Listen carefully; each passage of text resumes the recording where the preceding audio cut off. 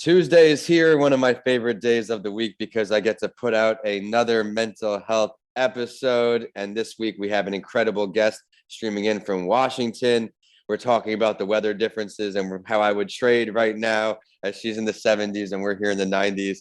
But this week's guest learned early on that if she didn't accept herself for who she was, she would quickly get lost in being there for everyone else. When in grad school, in one of the top marriage and family therapy programs in the country, she noticed that half of the professors were divorced and most of her fellow students were clinically depressed or anxious. She knew she needed to do something different. Over the last 20 years, what she has learned in the trenches is that our ability to live authentically relates directly to how we feel about ourselves. When we love who we are, we have better boundaries and are more accepting of everyone, including ourselves. And I love that. Jane Tornatore, PhD, aka Dr. Jane, is here. And before we kick off the show, learn all about her journey and professional practice, I'm going to ask her, what does mental health mean to you? I have a little bit of a different definition than most of your guests. When I'm working with my clients, what I've realized is flexibility is key. When we can respond to the moment as the moment requires is a bit of a strong. When we meet the moment as it is versus from our history, that's mental health. When we can dance with what we're given versus, no, it has to be this. This has got to be the truth because it's been the truth in the past and it's always going to be the truth. So it's truth now. And that's not so healthy. At Tampa Counseling and Wellness, we want to remind you that it's okay to not be okay. Reaching out for support and asking for a little extra help can be overwhelming, but everyone deserves a safe space to heal. We're so honored to be that space for Florida residents. If you want to learn more about our services or you'd like to set up a free consultation with one of our clinicians, you can call or text us at 813-520-2807. We're looking forward to growing with you. I agree. And I think that also alludes to the point, do what's best for you. What works for some doesn't work for everyone else. Don't feel like you're stuck in this one size fits all. Absolutely. Thank you for that. Yes, Keith, please. Yeah. Yeah. So one of the things that I loved what you said, that one size doesn't fit all. And one of the things I really came to in grad school when I learned all the theories and I was like, this is not working for the people I'm with. So how's it going to work with clients?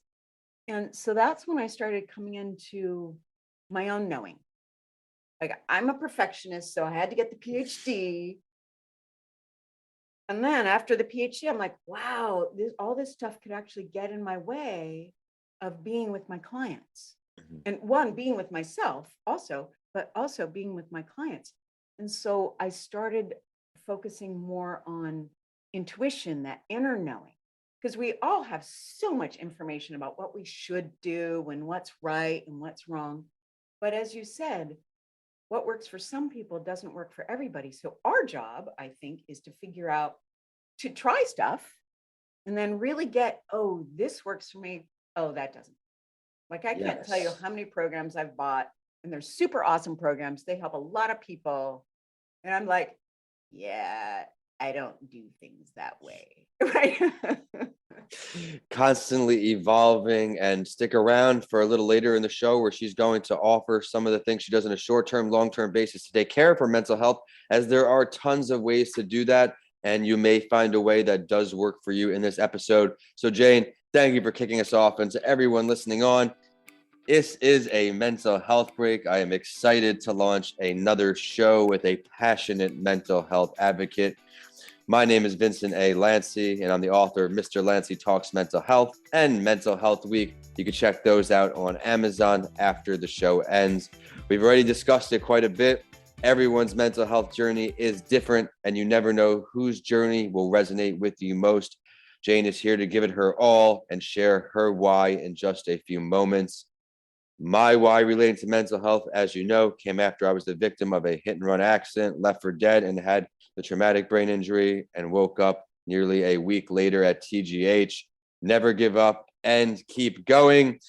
This week's spotlight story is going to be on an awesome article on the effects of marriage on mental health. We have the expert with us, so I had to choose that story. And Jane, let's get right into it. Would you mind sharing your mental health journey? Yeah, I love how you asked how people came into it. And mine literally came from a therapist, as I think is true for a lot of therapists. My sister dragged our family in to see a therapist in Ann Arbor, Michigan. I wish I could remember her name because she is the reason I became a therapist. At the time, I was in New York City working in advertising, and it was not my happy place. Let me just put it that way. And so she kicked off the session saying, my job is to put myself out of business. And I'm like, what? That's what? No. And so she had my attention, right? And she said, well, the more people I help, she was a marriage and family therapist, which I am too. She said, the more people I help, if they have healthier relationships and therefore their kids are healthier, then if those kids go on to have relationships and have kids, those kids will be healthier. And then those kids, if they go on to have relationships and kids, those kids will be healthier. And she said, pretty soon it'll spread around the world and I'm out of a job. And I went, I am in the wrong business.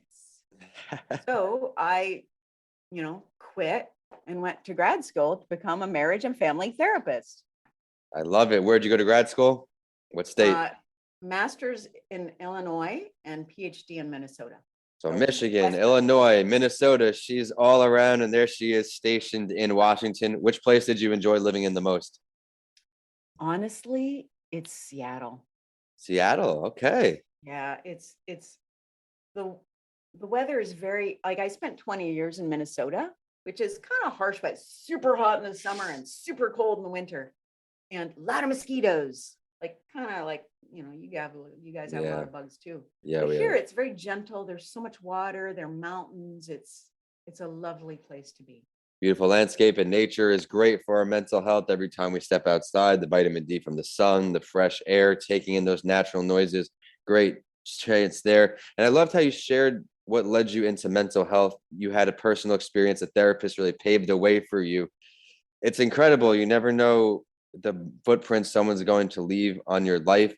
Did you always, anytime before that, want to get involved in mental health? Was that any of your plans? You were in advertising. Did you ever, before this transformative experience?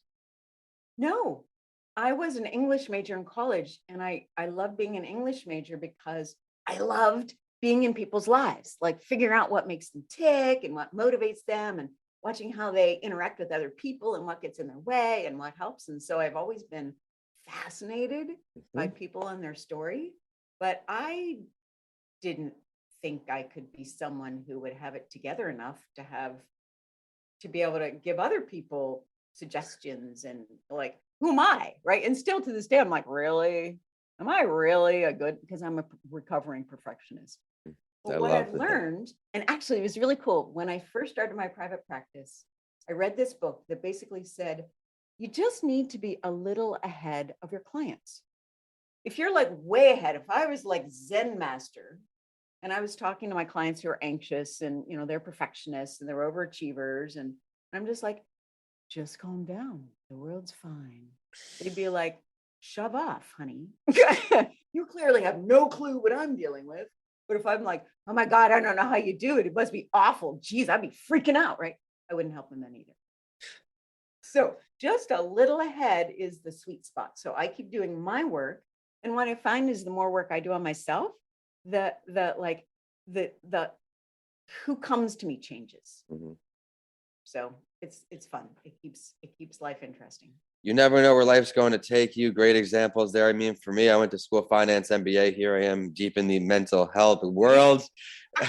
You delivered an exceptional episode so far. Thank you for that. And before we dive into learning all of the things Jane does to improve her mental health and the one piece of advice she has for all mental health warriors out there, we're going to hop into the spotlight story. As I mentioned earlier, for this week's show, we're going to dive into an article on the effects of marriage on health, and we're going to focus on the mental health aspect of this. It's from a government site, and I'm excited to get our guest take on it after I share some information from the article. Marriage may affect many aspects of mental health, the article puts. This review focused on the prevalence of depressive symptoms. The most rigorous research suggests that marriage reduces depressive symptoms for both men and women. In particular, these studies find that getting married decreases depressive symptoms while getting divorced increases them. Research has also documented that increases in depressive symptoms after divorce are long lasting, and the prevalence of these symptoms remains elevated years after the marital breakup. In addition, studies comparing the mental health of stably married adults to those who remain unmarried find that those who are stably married have fewer depressive symptoms and smaller increases in these symptoms as they grow older, even after controlling for baseline mental health. Although research consistently shows that being married reduces depression, the existing evidence that limitations have that future research should address. Particularly, the most rigorous research typically estimates that the effect of marriage and marital transitions by comparing the prevalence of depressive symptoms in the period just before a marital transition to the prevalence in the period just after the transition. This method adjusts for background differences between those who marry, and those who do not. I'm going to finish up with one more paragraph here to really give our audience as much as I can. However, it may introduce other sources of bias into these estimates, and the direction of this bias is uncertain. Like, people may experience fewer depressive symptoms in the period leading up to marriage in anticipation of the transition. Similarly, people may experience more depressive symptoms in the period leading up to the divorce as the quality of their marriage declines. If so, comparing someone's depressive symptoms during the period just before a marital transition to the period immediately after may underestimate the effect. Jane, what do you take away from this write-up?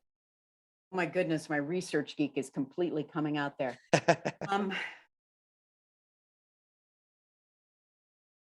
One thing we do know is that happy marriages make for happier people, because you've got a person who loves you, who sees you, who accepts you, and that's always, always, always a good thing. Yeah. One of the things in the article that you read touched on this is, if they would have compared happily married people to unhappily married people and then post, that'd be a very different study, because the divorced people were not the people who are happy in their marriage. They were not that happy. Oh, we're so happy, I love you, let's get divorced, right? It doesn't work that way. So it's not a fair comparison. The people who are in unhappy marriages and who stay together, they're not happy campers, right? So it's really both our own health, because we can't be in healthy relationships if we are not healthy with ourselves. We can be in relationships, but just like with therapists and clients, it's a fit thing, right? If I'm a Zen master, I can't deal with people just basically trying to survive in life, right? So we meet people and we stay with people who are about the same level of health in life in general. That's when we're happy. Love everything you said there, including something I try to talk about, and Mr. Lancy talks mental health. You can't be others' best friends until you're your own best friend. If you don't support yourself, how can you possibly support others in any meaningful capacity? Excellent analysis there, and I hope to one day see that study that you create with how this should have been. You're up to great things. You're very ambitious, and stay tuned for a future episode on that entrepreneur show. We're going to talk all about the business side of her practice. But as far as a mental health break, we're diving right back into her story, where I'm going to ask her to pick some short-term or long-term things that you do to improve your mental health, as I mentioned, on a daily basis or longer term. Oh my goodness. My mental health is a lifelong project for me. I'm like dedicated. Like when my clients say, when will I be done? And I say, not with me necessarily, but well, hopefully the day you die is when you're done, right? That's my bias. There's always more to do. There's always more flexibility. Like you moving from finance to mental health and podcasting and authoring, that's flexibility, right? Just like if you would have stayed in finance as an unhappy marriage, it would be just like staying in an unhappy marriage, right? So for me, it's always finding some way to expand my world. Like I'm always reading books that help me think differently. I meditate because that helps me center in my knowing. And I'm always kind of paying attention to my body as well as my brain.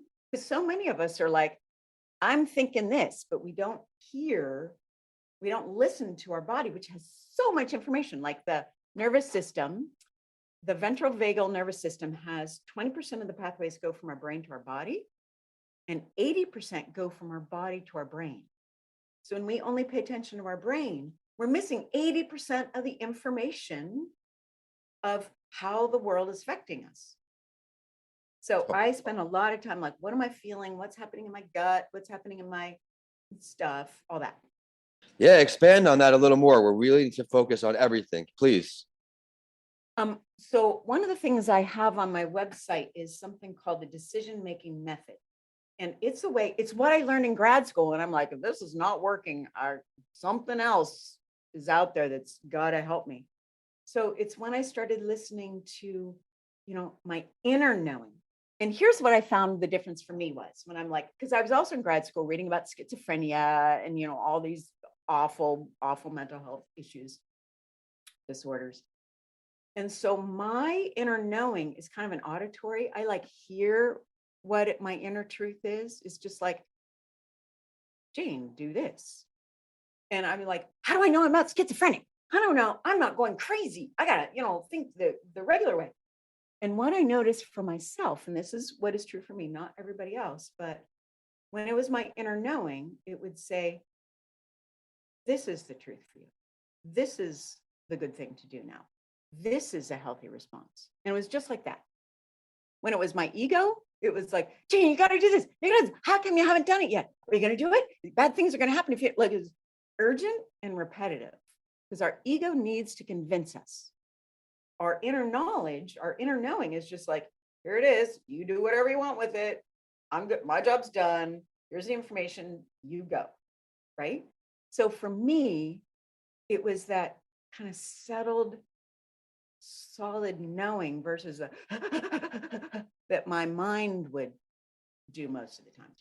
When you're uneasy, unsettled, your mind is everywhere. But I'm going to ask you for one piece of advice to help everyone who may be in that mind state. What is one piece of advice you have for all of our mental health champions out there who may be struggling along the way? Right. I would, if I were queen of the world, I would ban the word should, must, have to, and need, because they produce stress. When we say, I have to do this, if you close your eyes and pay attention, most people get tense, they get tight, they feel more anxious. I would replace it with, it's a good idea or it'd be helpful with. You're saying the same thing, but those ideas aren't forcing something. It is making you think, oh yeah, it's on my list because it would be helpful. So it literally then makes our brain start to scan for how to make that happen. So we use our unconscious more with that word of it'd be helpful. It's a good idea. So then our brain automatically starts thinking, well, when would it be a good idea? How would it be good? It starts searching for answers versus, oh my God, I suck because I haven't done it yet. And we just close down. I love that. I've had a great time with you today, Jane. Our listeners are going to see all the value in your show, from sharing your personal experience, finding that transformative moment with your therapist, to now you're paying it forward, helping hundreds and hundreds and hundreds of people through your practice. I now want to ask you how everybody can find you, whether professional, social media, website, you name it. I can never remember any of my social media handles. So my website is everydaylove.me. And if you want my intuitive decision-making method, you can just go everydaylove.me/body test. And it'll send you that and some videos and how to make it work for you. Thank you for sharing that, everyone. Be sure to head to that website, check out all the great value she has, and be on the lookout for her episode on That Entrepreneur Show. We are at Vincent A. Lancy and at May Mental Health Break on all social media. Be sure to check out my YouTube channel. I've been pumping out great content there. That is at Vincent A. Lancy. Mental Health Week and Mr. Lancy Talks Mental Health are on Amazon now. Be sure to let me know what you think. And thank you for tuning in. We will see you next Tuesday on A Mental Health Break. Jane, thanks so much. Thank you so much.